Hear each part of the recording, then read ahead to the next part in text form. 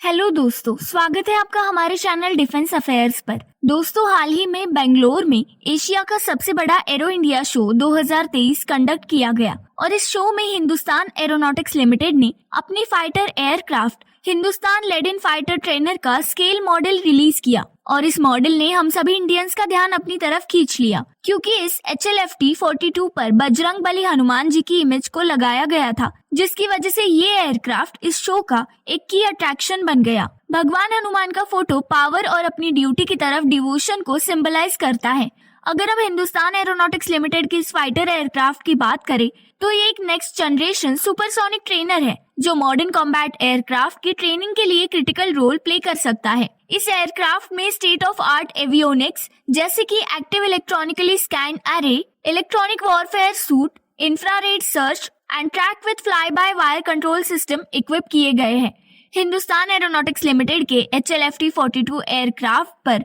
भगवान हनुमान जी का डिजाइन उसके पुराने HLFT-24 मारुत के बीच में एक कनेक्शन को दिखाता है। HLFT-24 मारुत इंडिया का पहला इंडियन डेवलप्ड फाइटर एयरक्राफ्ट था जिसे हिंदुस्तान एरोनॉटिक्स लिमिटेड ने 1961 में डेवलप किया था। अब अगर हिंदू स्क्रिप्चर्स की बात करें तो उसमें मारुत का मतलब पवन देव है जो कि हवा के भगवान माने गए हैं और पवन देव भगवान हनुमान के हेवनली फादर भी है जिन्होंने बजरंगबली हनुमान को कई सुपर पावर्स दी थी, जिसमें से एक थी ग्रेट स्पीड के साथ हवा में उड़ना और इसीलिए बजरंगबली को मारुति भी कहा जाता है जो कि मारुत के बेटे हैं। HLFT-42 पर भगवान बजरंगबली का पिक्चर ये दिखाता है कि वो HLFT-24 का सक्सेसर है जिसने बैटल ऑफ लोंगेवाला यानी कि इंडो पाक वॉर 1971 में पाकिस्तानी आर्मी के टैंकर्स को डिस्ट्रॉय करने में इंडियन एयरफोर्स की मदद की थी। दोस्तों, एरो इंडिया शो को recently prime minister Narendra Modi ने 13 फेब को बेंगलुरु में इनॉग्रेट किया, जिसे एशिया का सबसे बड़ा एरो शो भी कहा जाता है।